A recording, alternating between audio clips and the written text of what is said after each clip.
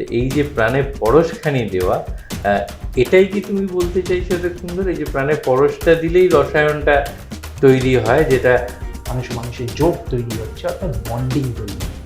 আর বন্ডিংটা কি? বন্ডিংটা রসায়নের অ্যাঙ্গেলে বা রসায়নের দৃষ্টিকোণ থেকে দেখতে গেলে সেটা হচ্ছে ইলেকট্রনের আদান প্রদান। এই যে কথা বলাটা, এটাও কথা বলা, কিন্তু এই কথা বলার মধ্যে কি ওই রসায়নটা তৈরি হতে পারে না? রসায়নটা কোথাও ধাক্কা খায়, বিকজ রিচার্ড ফাইনার একটা খুব সুন্দর কথা বলেছে শেষ জীবনের দিকে, খুব দার্শনিক এবং খুব তাত্ত্বিক একটা কথা বলেছে, যে এখানে কি বলেছেন যে আমি হচ্ছি এক রাশ অণুর সমাহার। তার মানে তিনি হয়তো মৃত্যুর কাছাকাছি, কারণ সেইটা তার মানে হচ্ছে জল তৈরি হয়েছে।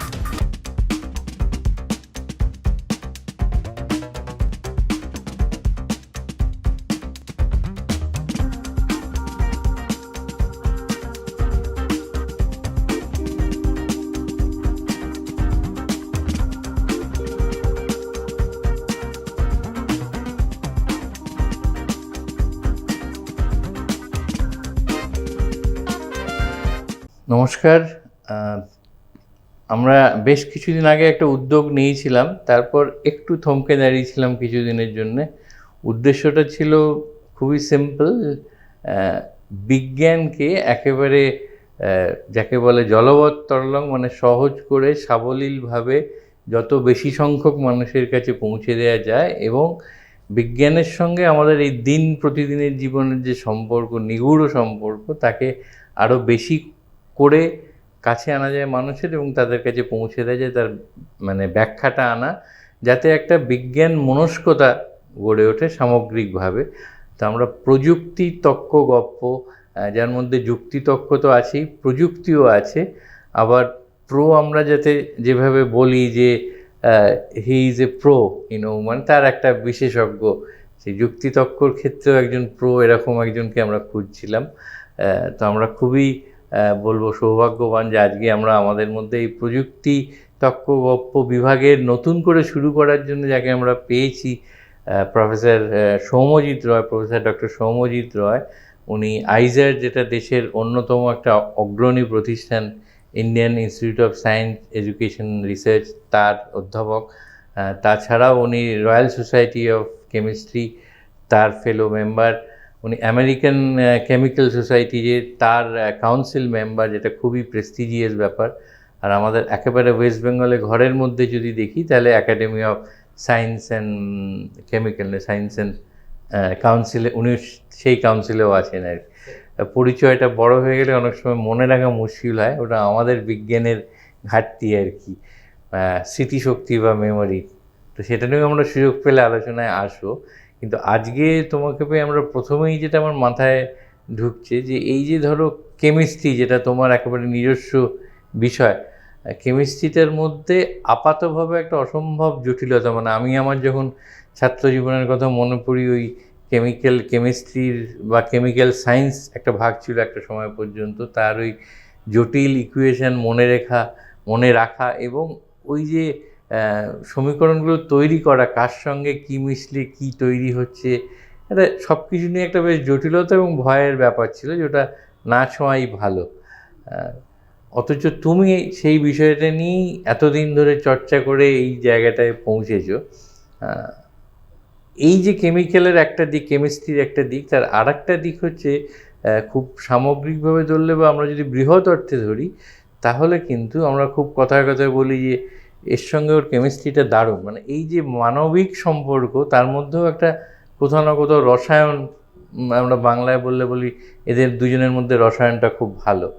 তো এই যে রসায়ন, যেটাকে আমরা দুটো মানুষের মধ্যে বিচার করি, আর কেমিস্ট্রির যে রসায়ন, যেটা অত্যন্ত জটিল ব্যাপার, তো এই দুটোর মধ্যে তো নিশ্চয়ই তুমি আরও ভালো বলতে পারবে, বিজ্ঞান দর্শন সবই বোধহয় লুকিয়ে আছে। তো দুটোর মধ্যে কি কোনো মিল আছে, না দুটো একবারে ডাইভার্জেন্ট দুটো বিষয়, নাকি কোথাও না কোথাও কনভার্জ করছে? প্রথমেই ঋত্বিকদা ধন্যবাদ, অনেক ধন্যবাদ। প্রশ্নটা দারুণ প্রশ্ন।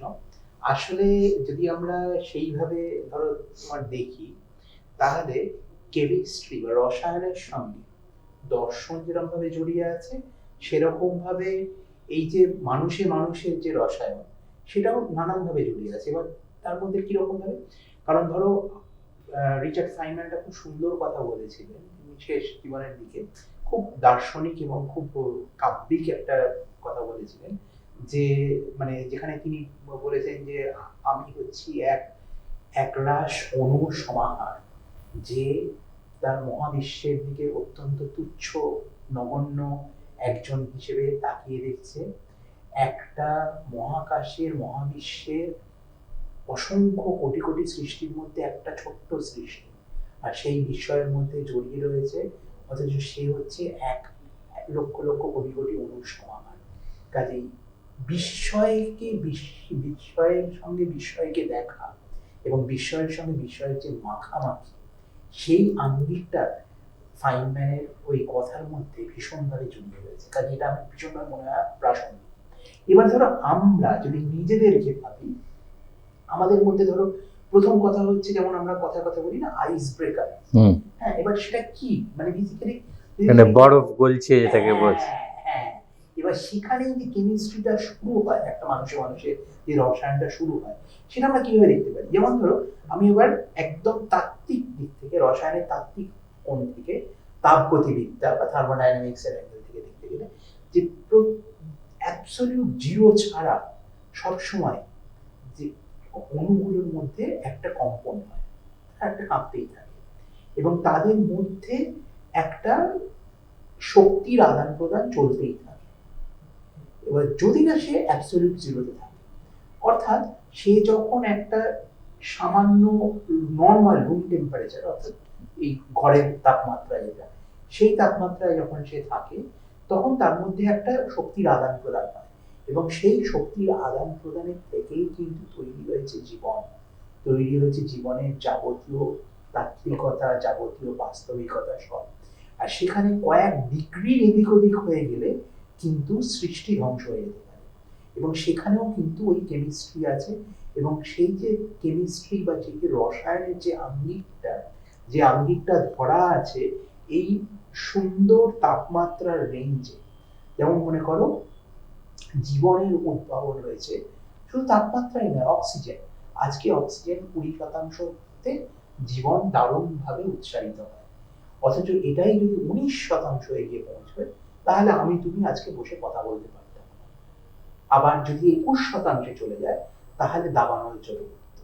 কাজে এই যে একটা সাম্যের সমীকরণ, যেটা রসায়ন লিখে দিয়েছে প্রত্যন্ত সৃষ্টির মধ্যে, এবং সেই সৃষ্টির থেকে উৎসারিত হয়েছে যাবতীয় রসায়ন, এবং সেখানেই এই যে রুম টেম্পারেচার, অর্থাৎ ঘরের তাপমাত্রা, সেই তাপমাত্রাতেই কিন্তু যাবতীয় কেমিস্ট্রি তৈরি হচ্ছে। এবং ঠিক একইভাবে মানুষের আঙ্গিকে দেখতে গেলে দেখতে হবে যে মানুষ যদি দুজনের সঙ্গে কথা না বলে, দুজনের মধ্যে কোনো ইন্টারাকশন নেই, কোনো শক্তির আদান প্রদান নেই, অর্থাৎ কথা বলাটাও তো এক ধরনের শক্তির আদান প্রদান, সেই কমিউনিকেশন নেই, সেই যোগাযোগ নেই, সেই সংযোগ নেই, তাহলে তাদের মধ্যে কোনো কথা হবে না, তখন কোনো সংলাপ তৈরি হবে না, জীবনের যে মাধুরী, সেই মাধুরী আসবে না। সেটাকে আমরা বলতে পারি অ্যাবসলিউট জিরোর মতো অনেকটা, যেখানে অণুরা সব স্থির, যেখানে সৃষ্টি উৎসারিত হচ্ছে না, যেখানে সৃষ্টি নেই। আবার মানবিক ক্ষেত্রে বা মানুষের থেকে দেখতে গেলে, দৃষ্টিকোণ থেকে দেখতে গেলে, সেখানে কোনো সৃষ্টি উৎসারিত হওয়ার কোনো সম্ভাবনা নেই। অর্থাৎ এই যে আঙ্গিক, সেইটা আমরা বলতে পারি অ্যাবসলিউট জিরোর মতো।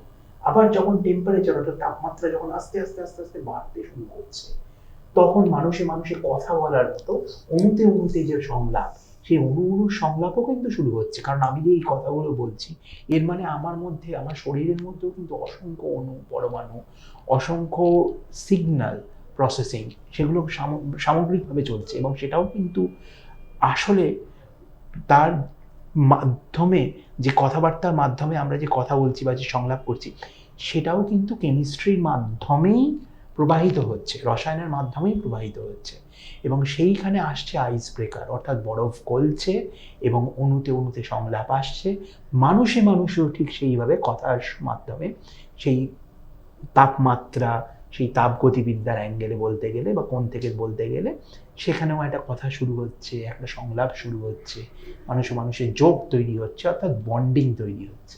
আর বন্ডিংটা কি? বন্ডিংটা রসায়নের অ্যাঙ্গেলে দেখতে গেলে বা রসায়নের দৃষ্টিকোণ থেকে দেখতে গেলে সেটা হচ্ছে ইলেকট্রনের আদান প্রদান, এবং সেই ইলেকট্রনের আদান প্রদানের মাধ্যমে সংযোগ আরও সুদৃঢ়ভাবে স্থাপিত হচ্ছে। কাজে এইভাবে আমরা অনেকটা এই রসায়ন, মানুষের রসায়ন, মানুষে মানুষে যে রসায়ন বা মানুষে মানুষে যে কেমিস্ট্রি তুমি যেটা সুন্দর করে বললে, তার সঙ্গে রসায়নের অণুতে অণুতে যে রসায়ন, তার যেন একটা মেলবন্ধন কোথাও না কোথাও জড়িয়ে রয়েছে। তোমাকে একটু এখানটায় থামিয়ে অন্য একটা মানে যেটা তুমি সুন্দরভাবে বিজ্ঞানের সঙ্গে দর্শনকে মিশিয়ে বললে, সেটাকেই আবার যেহেতু আমরা দুজনেই বসে আছি এই বঙ্গে, বাংলায়, এবং সেখানে আমরা যাই আলোচনা করি রবীন্দ্রনাথকে বাদ দিয়ে বোধহয় কিছু করা যায় না। কারণ ওই ভদ্রলোক গত বছর আগে বসে সম্ভাব্য যা যা পরিস্থিতি হতে পারে, যা যা বিষয়ে আলোচনা হতে পারে, সবই লিখে দিয়ে গেছেন। তো তোমার কথা শুনতে শুনতে মনে হচ্ছিল যে ওই যে লাইনটা, যে শুধু তোমার বাণী নয় বন্ধু হে প্রিয়, মাঝে মাঝে প্রাণে তোমার পরশখানি দিও। তো এই যে প্রাণে পরশখানি দেওয়া, এটাই কি তুমি বলতে চাইছো এতক্ষণ ধরে? এই যে প্রাণে পরশটা দিলেই রসায়নটা তৈরি হয়, যেটা অণুপরমাণুর তুমি সমীকরণ বলো, বিকিরণ বলো, একটা নির্দিষ্ট তাপমাত্রায় এই যে আদান প্রদান, এইটা তো তখনই হয় যখন ওই মাঝে মাঝে প্রাণে তোমার পরশ, ওই মাঝে মাঝে প্রাণে পরশখানি দেওয়া বোধহয়। একদম একদম সেটাই। মানে এই যে প্রাণের পরশ ছুঁয়ে দেওয়া, বা এই যে সেটাকেই আমরা বলতে পারি যে বেসিক্যালি যেটা নানান ধরনের রাসায়নিক বিক্রিয়া, তাদের সম্মিলিত উচ্চারণ থেকে জীবন বিকশিত হয় বা জীবনের স্ফুরণ ঘটে, এবং সেটাই হচ্ছে প্রাণের পরশ। এবং সেটাও যদি তুমি আবার রাসায়নিকভাবে বা কেমিস্ট্রি অ্যাঙ্গেল থেকে দেখতে চাও, তাহলে সেটাই হচ্ছে ধরো হিমোগ্লোবিন। সেখানেও ধরো যে যে স্ট্রাকচার, যে অণুরা হাত ধরাধরি করে যেরকম দাঁড়িয়ে রয়েছে, ঠিক তার সঙ্গে সেখানে একটা পরফাইরিনের একটা রিং রয়েছে, তার মাঝখানে বসে রয়েছে আয়রনের অ্যাটম। আবার এটা কি আয়রনের জায়গায় তুমি যখন ম্যাগনেসিয়াম করে দিচ্ছ, তখন সেটাই হয়ে যাচ্ছে ক্লোরোফিল।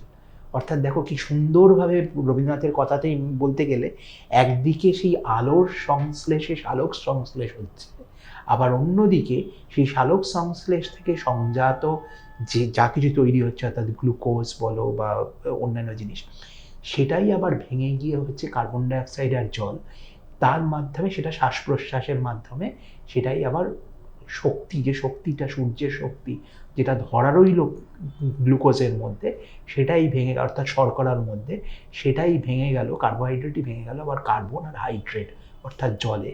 এবং সেভাবেই তোমার জীবনের যে স্ফুরণ, জীবনের যে সংরক্ষণ, সেটাও হয়ে চলেছে। অর্থাৎ একদিকে শক্তিকে ধারণ করা, এবং সেই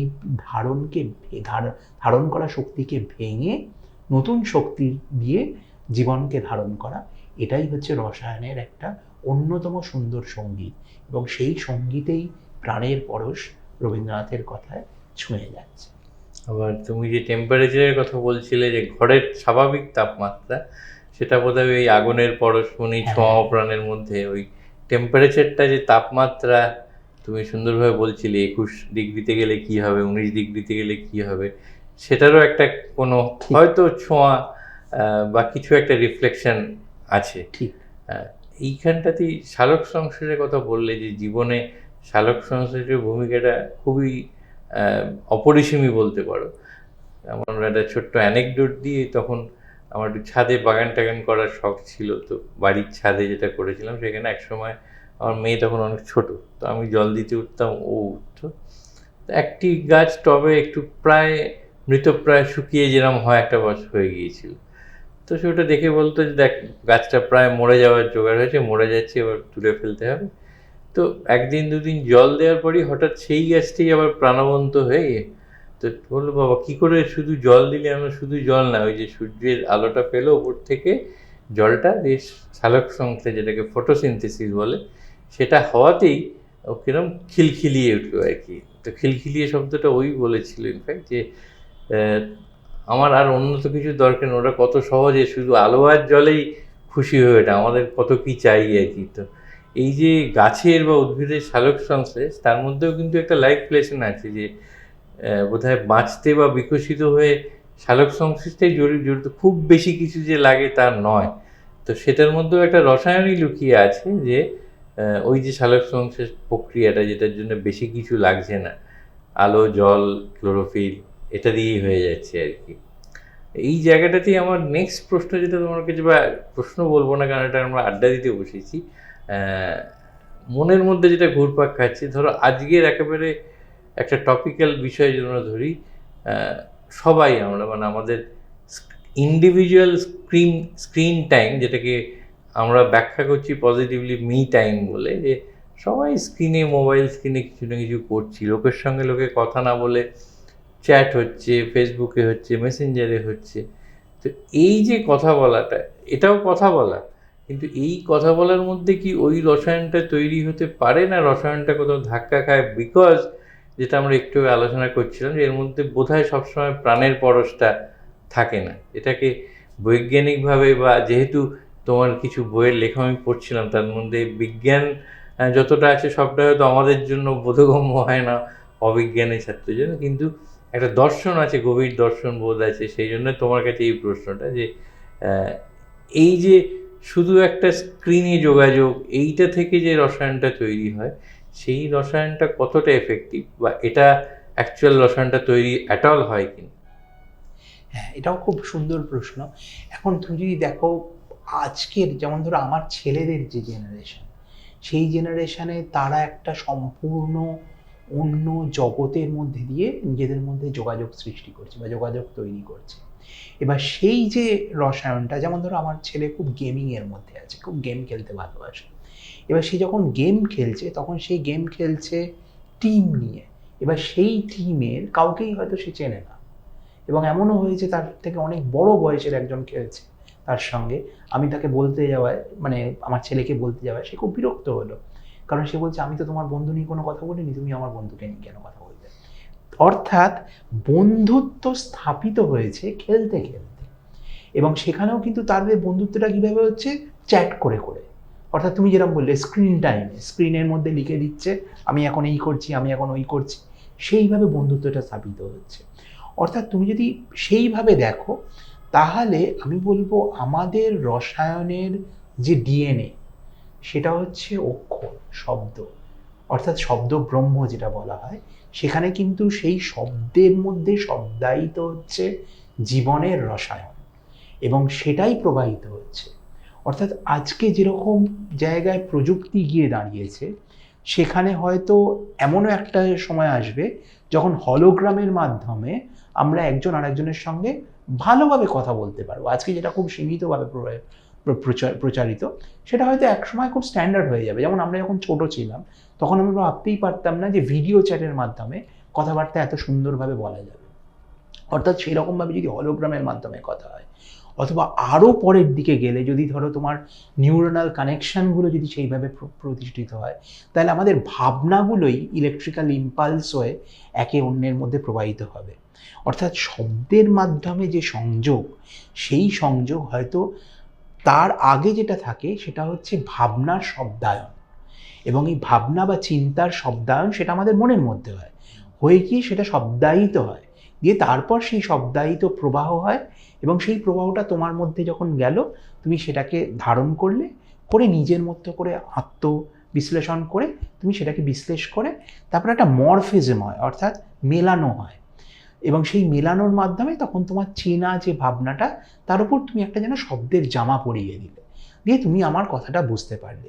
এবার ঠিক এই একই জিনিস, একই ভাবনা কিন্তু অন্যভাবেও হতে পারে।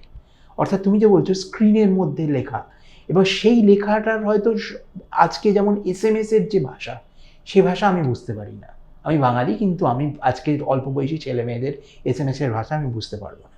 অর্থাৎ তার মধ্যে বিবর্তন হচ্ছে, আমি হয়তো বুঝতে পারি না, কিন্তু তার বন্ধু বা বান্ধবী সে কিন্তু বুঝতে পারবে। এই যে ইমোটিকন না ইমোকন, এই ল্যাঙ্গুয়েজটা ইজ ডিফারেন্ট ল্যাঙ্গুয়েজ। হ্যাঁ, এক্স্যাক্টলি, কিন্তু সেটা এক ধরনের ল্যাঙ্গুয়েজ তো বটে।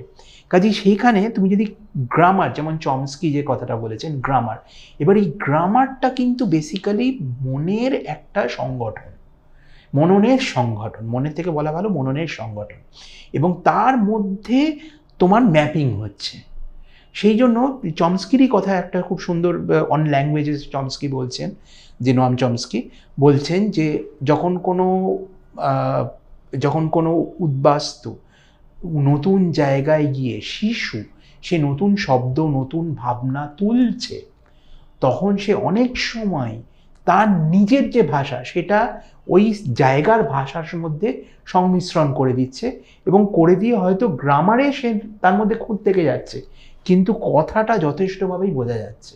এবং সেই থেকেই তিনি বলেছেন যে ক্রিওল যেটা তৈরি হয়, সেই ক্রিওলের সংশ্লেষ উনি এইভাবে বলেছেন। এবার ক্রিওল হচ্ছে ডিফেক্টস ইন কেমিস্ট্রি বা এরার্স ইন কেমিস্ট্রি। এবার ভুল নিয়েও আবার যেমন অনেক সুন্দর সুন্দর কথা হয়। যেমন তুমি যে উদাহরণগুলো দিচ্ছিলে তাতেই ধরো এই যে হোয়াটসঅ্যাপ, এসএমএস, এখানে কিন্তু ভুল বলে কিছু নেই, মানে ভুলের কনসেপ্টটাই চলে যাচ্ছে। যে কোনো স্পেলিং, যে কোনো গ্রামার সব চলে যাচ্ছে। হোয়াটসঅ্যাপ বা মেসেজে সব কিছু চলতে হয়, এরকম একটা ব্যাপার। ঠিক, এবং সেখান থেকেও কিন্তু আবার মানে তোমার সৃষ্টির যে সম্ভাবনা সেটাও কিন্তু উচ্চারিত হয়।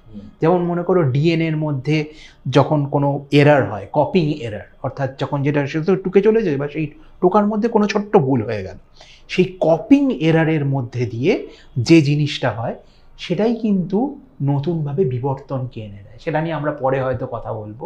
এবং এই নিয়ে ভুল থেকেই বলছো একটা বিবর্তন, সৃষ্টির বিবর্তন। এবার ভুল থেকেও আবার মৃত্যুও আসতে পারে, সেটা হচ্ছে ক্যান্সার, সেটা মিউটেশন হলো, সেখান থেকে ভুল হয়ে গিয়ে আবার ভুল থেকেই অসম্ভব প্রতিভার সৃষ্টি হয়, সেটাও কিন্তু ভুল, মানে ডিএনএর কপিংয়ে। কাজেই ভুলেরও একটা বিরাট জায়গা আছে। এবং তুমি যেটা বলছো যে এই যে নতুন দুনিয়ায় আমরা যেটা ঢুকছি, যেখানে কমিউনিকেশন হয়তো সম্পূর্ণ নতুনভাবে হবে, সেখানে কেমিস্ট্রির হয়তো এই আঙ্গিকগুলোও আবার নতুনভাবে প্রকাশ পাবে। কারণ কেমিস্ট্রিকে আমি যেভাবে দেখি সেটা হচ্ছে একটা ভাষা, এবং সেই ভাষা সমস্ত সৃষ্টির মধ্যে সঞ্চারিত, সেটাই কেমিস্ট্রি। আমরা এই যে ঘরে বসে আছি, এখানে সমস্ত কিছুটাই, পুরো সব কিছুর মধ্যেই কেমিস্ট্রি রয়েছে। এবং আমি আবার সালোক সংশ্লেষের কথায় যদি ফিরে যাই, সেখানে আমি একটা খুব সুন্দর করে জিনিস ভাবানোর চেষ্টা করব তোমাকে বা সবাইকে। সেটা হচ্ছে, তুমি একদিকে দেখো কিচ্ছু নেই, শুধু সূর্যের আলো বা আলো রয়েছে, আলোটা এসে একটা ক্লোরোফিলের ওপর পড়ছে বা একটা মিডিয়ামের ওপর পড়ছে, এসে দিয়ে কী হচ্ছে, সেই আলো জলকে ভাঙছে। তুমি যেটা বললে, কিচ্ছু দিতে হয়নি, তোমার মেয়ে যেরকম বলেছিল যে জলকে একটু জল দিলে গাছের ওপর গাছটা খিলখিলিয়ে উঠলো। এই খিলখিলিয়ে ওঠার রসায়নটা কি? জলকে তুমি ভাঙলে, কে ভাঙতে সাহায্য করলো? ওই ক্লোরোফিল, মনে করো একটা অণু, জাস্ট, আর কিচ্ছু না। এবার সে সূর্যের আলোটা নিয়ে জলকে ভাঙলো, ভেঙে জলকে কি করলো? জল আমরা জানি H2O, এটা সবাই আমরা জানি। তার মানে জলকে ভেঙে তৈরি করলো সে অক্সিজেন আর হাইড্রোজেন। কিন্তু সে সেইভাবে করছে না, সে কি করছে? সে প্রোটন অর্থাৎ H+ এবং OH- করে দিচ্ছে। এবার এই OH- অর্থাৎ এই হাইড্রোক্সিল থেকে সে এবার ইলেকট্রনকে কিছুটা বের করে নিচ্ছে। এই যে ইলেকট্রন বেরিয়ে গেল, সেটাই কোনো পোটেনশিয়াল ফিল্ডের মধ্যে পড়লে সেই তখন শক্তি হয়ে গেল। আর এই যে ফিল্ডটা, এটা তো আর ফিজিক্সের ল্যাবরেটরি নয়, এখানে নানা ধরনের এনজাইম অর্থাৎ জৈব অনুঘটক, তারা এই ফিল্ডটাকে তৈরি করছে, করে সেই শক্তিটা দিচ্ছে।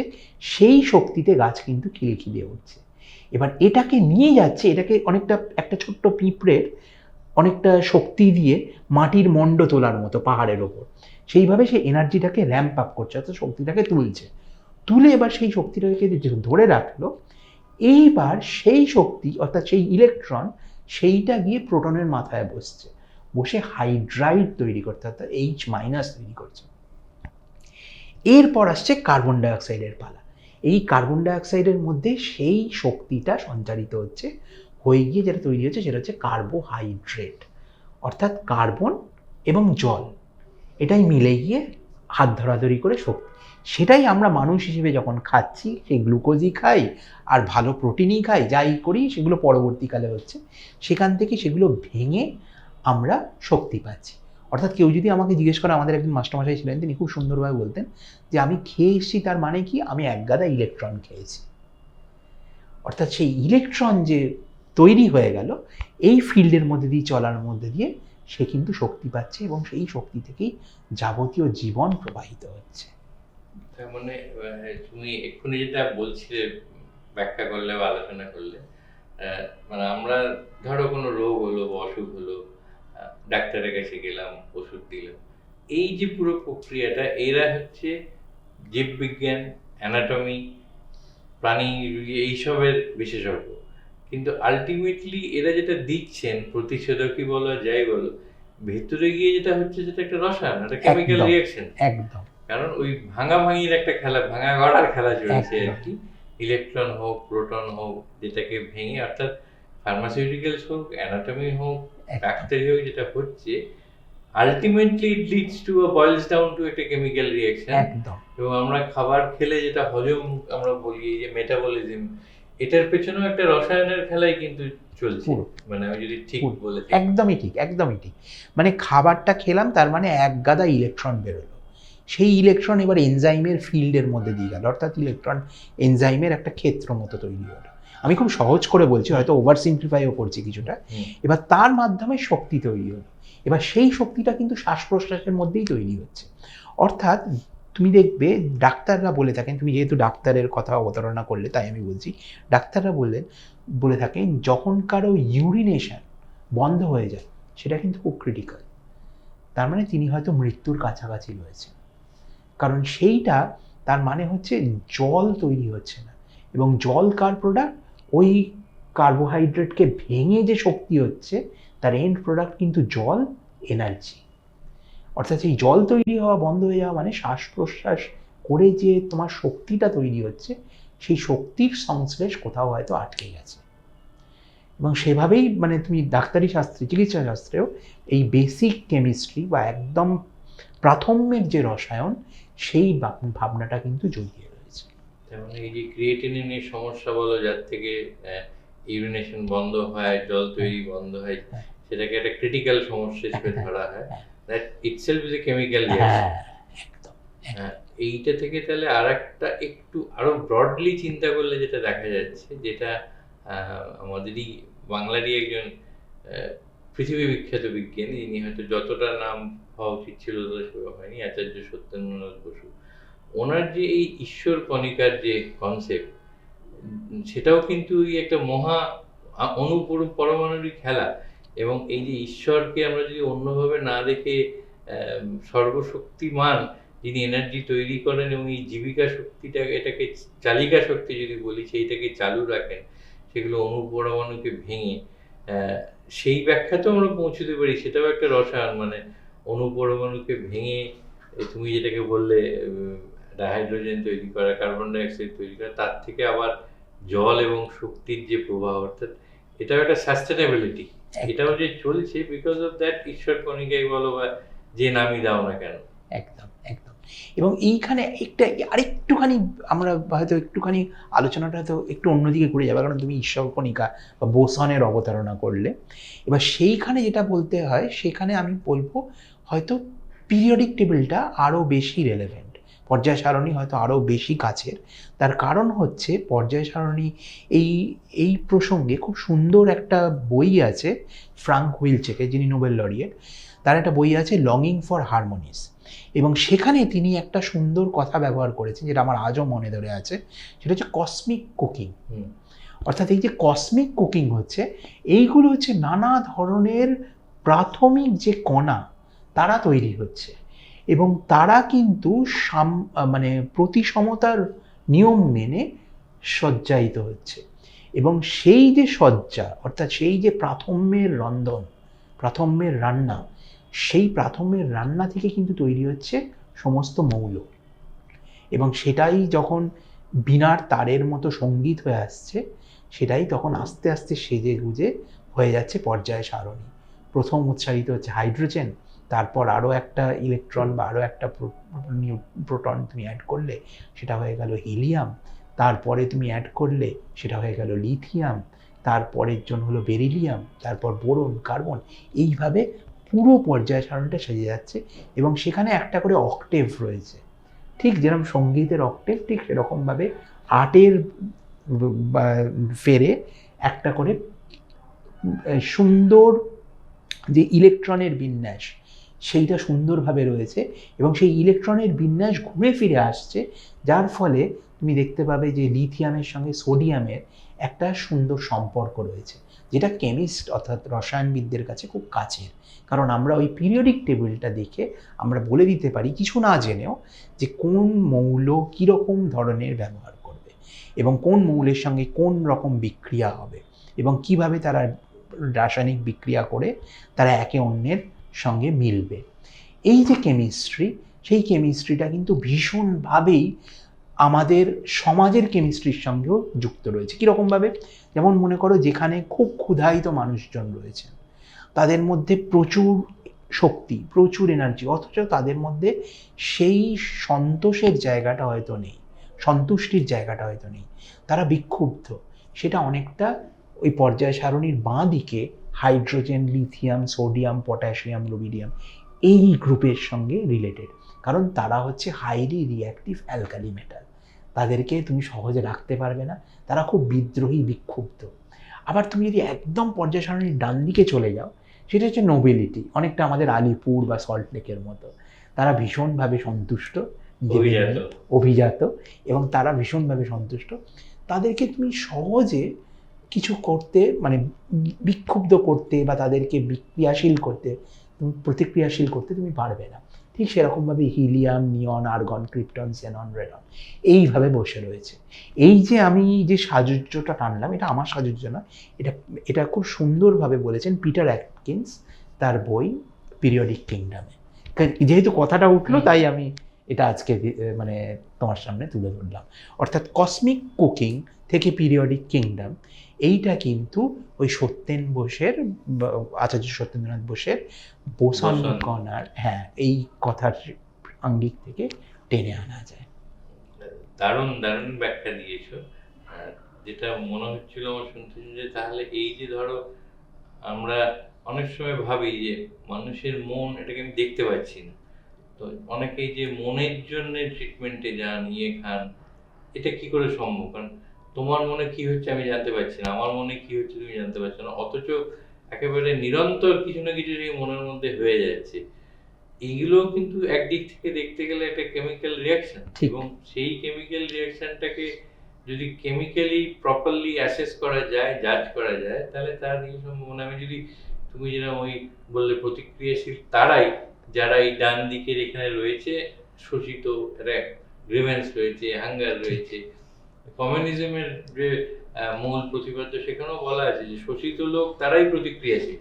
অর্থাৎ প্রতিক্রিয়াশীল হতে গেলে তোমাকে শোষিত হতে হবে, বাকিরা নয়। সেই জন্যই বোধ অনেকে বলেন, হয়তো লুজলি বলেন বা বুঝেই বলেন, যে অনেকেই কমিউনিস্টরা হয়তো চায় যে চিরকাল ওই একটা অপ্রেস ক্লাস থাকুক, কারণ উইদাউট দ্য অপ্রেস ক্লাস কোনো রিয়াকশন হবে না, প্রতিক্রিয়া হবে না। তো প্রতিক্রিয়াশীল তৈরি হতে গেলে তোমার কথায় ডান দিকের ওইটার মতো শোষিত হতে হবে, অপ্রেসড হতে হবে, এটা একটা দিক। তো আমি ভাবছি যে তাহলে মনের, ধরো যারা সাইকিয়াট্রিক, একটা হয় মনের দিক থেকে কাউন্সেলিং করছে, আর একটা হয় ওষুধ দিয়ে, যে ক্লিনিক্যাল সাইকোলজি, যারা ক্লিনিক্যালি এটাকে ট্রিট করছে। That is also chemistry. ঠিক, একদম ঠিক। যেমন মনে করো তোমার যে মনের যে সমস্যাগুলো তৈরি হয় বা অনেক ধরনের সমস্যা, সেগুলো বেসিক্যালি কি হয়? সেগুলো প্রাথমিকভাবে দেখতে গেলে হরমোনাল ইমব্যালেন্স। বা হরমোনটা কি? হরমোন হচ্ছে ওই অনেকটা লক অ্যান্ড কি মেনে, চাবি আর তালার মতো মেনে তারা কাজ করে। এবার যখনই তোমার সেই হরমোন কোনো রকমভাবে এদিক ওদিক হবে, অর্থাৎ তার প্রবাহ, তার উচ্চারণ এদিক ওদিক হবে, তখনই সেই গণ্ডগোলটা তো শুরু হয়। এবং তখন তুমি কথাবার্তার মাধ্যমে, কাউন্সিলিংয়ের মাধ্যমে তুমি যেমন তার চিকিৎসা করতে পারো, ঠিক সেরকমভাবে কেমিক্যাল দিয়ে, যেমন ধরো ডোপামিন আপ রেগুলেট করছে, ডোপামিন ডাউন রেগুলেট করছে। ডোপামিন একটা ধরনের হরমোন, তাকে তুমি, সেটাও তো একটা কেমিক্যাল, এবার তাকে তুমি ঠিক সেই রকমভাবে তার পাথওয়েটা দেখে সেই পাথওয়েতে তুমি একটা জায়গায় ইন্টারভিন করলে, অর্থাৎ তুমি সেখানে তোমার কোনো মলিকিউলকে, কোনো অণুকে ঢুকিয়ে দিলে, দিয়ে সেটাকে কন্ট্রোল করলে, এবং সেইভাবে দেখা যাবে আস্তে আস্তে আস্তে আস্তে তিনি সুস্থতার দিকে যাচ্ছেন। লিথিয়াম যেমন, ওই প্রতিক্রিয়াশীল গ্রুপেরই একটা লিথিয়াম যেমন মানসিক রোগের ক্ষেত্রে ব্যবহার করা হয়ে থাকে। এবার তার এক্স্যাক্ট কারণটা কি সেটা হয়তো পুরোপুরি পরিষ্কার নয়, কিন্তু ওই আয়ন চ্যানেল, অর্থাৎ যে আয়নগুলো যে প্রবাহিত হয় যে চ্যানেলের মাধ্যমে, সেইগুলোকে কন্ট্রোল করে অনেকটাই দেখা যায় যে অনেকেই অনেক রিলিফ পান। কাজেই হ্যাঁ, যে কোনো, এবং সেইভাবে সেই আঙ্গিকে দেখতে গেলে পুরো ড্রাগ ইন্ডাস্ট্রি দাঁড়িয়ে রয়েছে কিন্তু কেমিস্ট্রির ওপর। কারণ কেমিস্ট্রি বা রসায়ন এবং সেইখানে যেটা হয়ে থাকে সেটা হচ্ছে বেসিক্যালি যেটা হয় সেটা হচ্ছে তোমার ওই লক অ্যান্ড কির মতো, তালাচাবির মতো।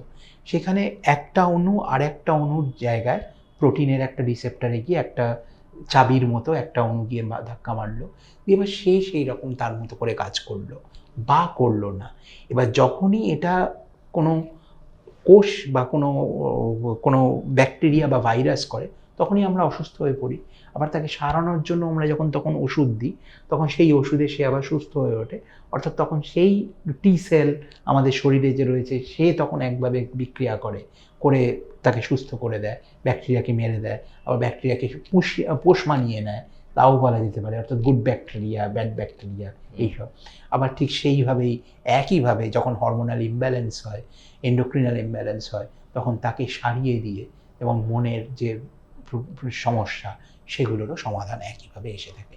অর্থাৎ সব কিছুর মধ্যেই কিন্তু জুড়ে রয়েছে কেমিস্ট্রি। এবং কেমিস্ট্রির আরও একটা জায়গা যেটা আমি বলতে চাইবো এই প্রসঙ্গে, যেহেতু তুমি কথাটা তুললে, সেটা হচ্ছে কেমিস্ট্রি কিন্তু ভীষণভাবে, উইদাউট এনি ডিসরেসপেক্ট টু থিওরিটিশিয়ানস, এটা হচ্ছে কেমিস্ট্রি কিন্তু এক্সপেরিমেন্টাল সায়েন্স। কেমিস্ট্রিতে পরীক্ষা নিরীক্ষা অর্থাৎ এম্পেরিক্যাল সায়েন্স, এবং পরীক্ষা নিরীক্ষার মাধ্যমে যে জ্ঞানটা আসে সেই জ্ঞানটাকেই পরে তত্ত্বের মাধ্যমে তত্ত্বায়িত করে সেটাকে সমৃদ্ধ, কেমিস্ট্রি সেইভাবেই সমৃদ্ধ হয়েছে। এবং সেই হিসেবে ম্যাথামেটিক্স বা ফিজিক্স যেখানে রাজার আসনে ছিল, কেমিস্ট্রি কিন্তু উৎসারিত হয়েছে ট্রিকস্টার, জাদুকর, তারপর তোমার হিপি, তারপর তোমার জিপসি, এদের থেকে।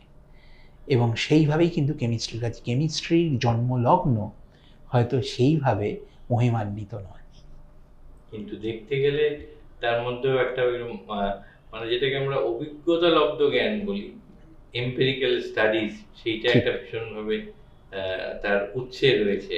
ঠিক ঠিক। তো এই যে তুমি যেভাবে আলোচনাটাকে নিয়ে যাচ্ছিলে এটা চালিয়ে যেতে পারলেই ভালো হতো, কারণ আরো অনেক নতুন নতুন জিনিস বেরিয়ে আসতো। একেবারে শেষ লগ্নে সময় একদম শেষ হয়ে আসছে, এইটা আমরা জিজ্ঞেস করে পাচ্ছি না। ধরো বাঙালি তো একটু রাজনীতি নিয়ে আলোচনা করতে ভালোবাসি আমরা। এই রাজনীতির ক্ষেত্রে অনেক সময় দেখা যায় যে আপাতভাবে অ্যাপারেন্টলি ধরো তুমি একটা দলে আছো, আমি একটা দলে আছি, দুটো একেবারে বিপরীত ধর্মী যারা সবসময় নিজেদের মধ্যে লঙ্গালঙ্গি দলা এইসব চলছে, এরকম দুটো দলে দুজনে আছে। বাট ইন্ডিভিজুয়ালি অনেক সময় বলে না যে যখন ওই যে তুমি আইস ব্রেকিং বলেছিলে, বরফ গলানো, কোনো একটা কারণে দুটো দলকে হয়তো কাছে আসতে হবে, সেই বরফ গলানোর জন্য ওরা খোঁজে কার সঙ্গে কার রসায়নটা ভালো, তাকে পাঠানো হয়। এটা যুদ্ধের তো দেখানো হয়েছিল যে দৌত্যের জন্যে, তেমনি এখনকার আধুনিক রাজনীতিতেও এই যে, তার মানে আপাতভাবে যদি তুমি আইডিওলজিক্যালি বা আদারওয়াইজ দুটো ভিন্ন মেরিতে আছো, সেই দুটো ভিন্ন মেরিতে তারা গোষ্ঠীর মধ্যে দুটো ব্যক্তি যেমন থাকতে পারে যাদের মধ্যে ব্যক্তিগত রসায়ন ভালো, এইটাকে কিভাবে ব্যাখ্যা করবে?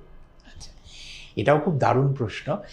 এইখানে বেসিক্যালি যেটা হয়ে থাকে সেটা হচ্ছে আমরা যখন কোনো রকম বন্ডিংয়ে যাই, আমি যদি কেমিস্ট্রির দিক থেকেই বলছি, কোনো রকম বন্ডিংয়ের দিকে যাই, বন্ডিং কেমিস্ট্রিতে কিন্তু দু ধরনের রসায়নের, একটা হচ্ছে আয়নিক বন্ডিং আর একটা হচ্ছে কোভ্যালেন্ট বন্ডিং।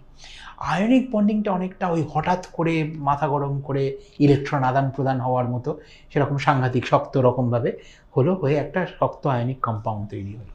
কিন্তু কোভ্যালেন্ট বন্ডিং যেটা, সেটা হয় ধীরে ধীরে দৌত্যের মাধ্যমে, যেখানে আস্তে আস্তে একটা সম্পর্ক তৈরি হয়, সম্পর্কের ভিত্তি স্থাপন হয়, তারপর ইলেকট্রনের আদান প্রদান হয় অণুগুলোর মধ্যেও, এবং সেই যে বন্ড যেটা তখন তৈরি হয়ে যায় তখন সেটা হয় স্থায়ী এবং সেটা হয় কোভ্যালেন্ট।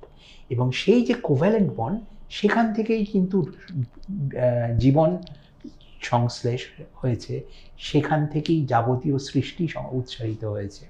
এবং সেটা কিন্তু আয়নিক বন্ডের নয়, সেটা হচ্ছে কোভ্যালেন্ট। অর্থাৎ আয়নিক বন্ডটাকে যদি আমরা বলতে পারি চট করে যেটা ভালো লাগা, বা চট করে ভেঙেও যেতে পারে, কিন্তু কোভ্যালেন্ট বন্ড যেটা, সেটা হচ্ছে থাকার জন্য, সেটা হচ্ছে স্থায়িত্বের।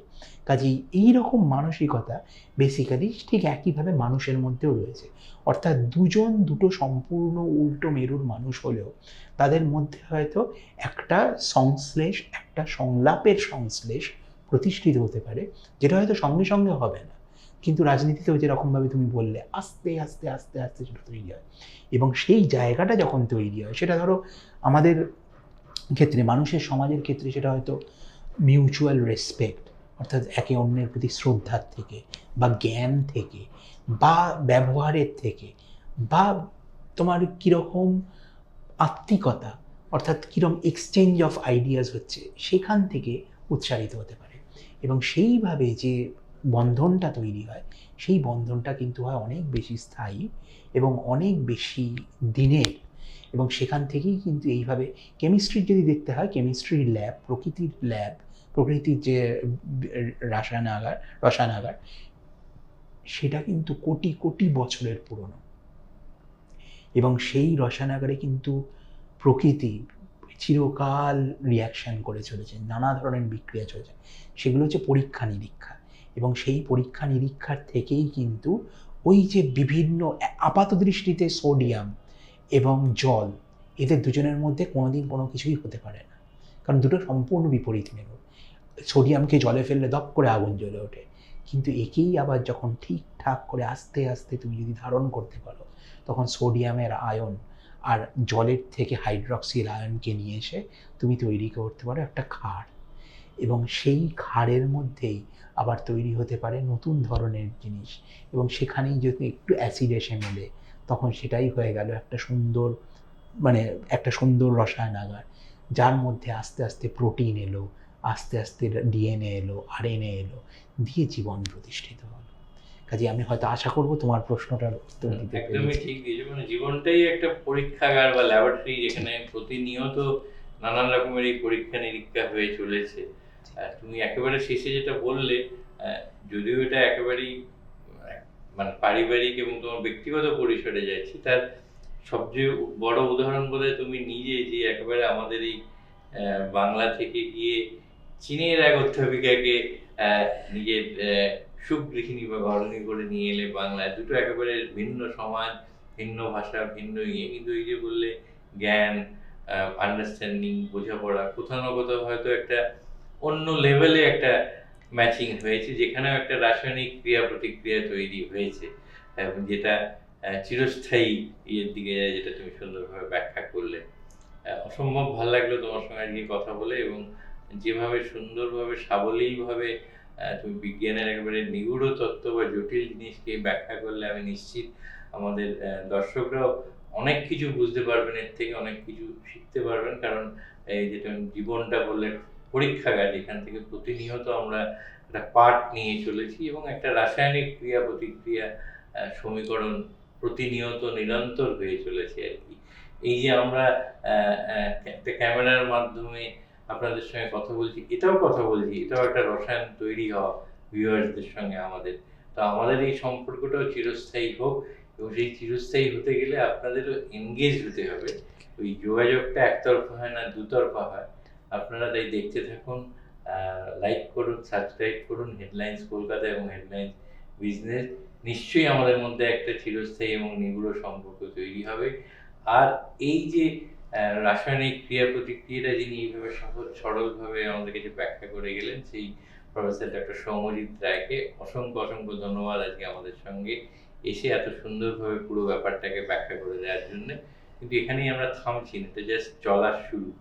এরপর আমরা চলতে থাকবো, এবং এই প্রযুক্তি তর্ক বিতর্ক, এই যে প্রযুক্তি তর্ক গপ্প, আমরা গপ্পের ছড়ে আর্গুমেন্টসগুলোকে, তর্কগুলোকে একেবারে খুব সহজভাবে প্রযুক্তির দিকগুলো আপনাদের কাছে তুলে ধরবো। পরবর্তী অধ্যায়গুলোতে আরো অনেক ইন্টারেস্টিং বিষয় রয়েছে, সেগুলোর জন্য অবশ্যই আপনাদের চোখ রাখতে হবে প্রযুক্তি তর্ক গপ্পতে। নমস্কার। আনন্দ আর ভালোবাসার দীপ্তিতে গড়া সমুজ্জ্বল পরমা, ঠিক তোমারই মতো। শ্যাম সুন্দর কোম্পানি জুয়েলার্স, আগরতলা, উদয়পুর, ধর্মনগর, কলকাতা।